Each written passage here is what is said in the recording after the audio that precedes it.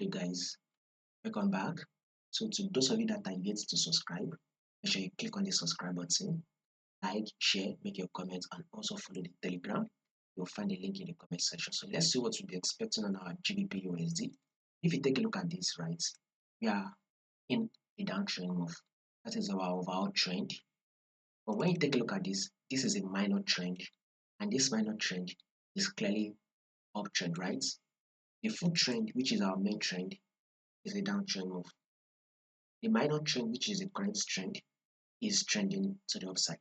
But right now, what market is doing currently, market looks like it wants to drop, eventually continue the movement downward and follow our major trend, right, which is our main trend. So if that will be possible, we need a sell setup, and which is likely to play out during London section.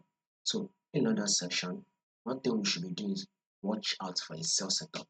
We should be looking for an opportunity to sell. So look for your sell setup during London section or New York section. Once we get it, probably if market can break this low, probably if it can break a low of 1.31332, 1.31332, if possible market can break it, it will most likely continue the downward. More updates will be covered, so just subscribe now for you not to miss out.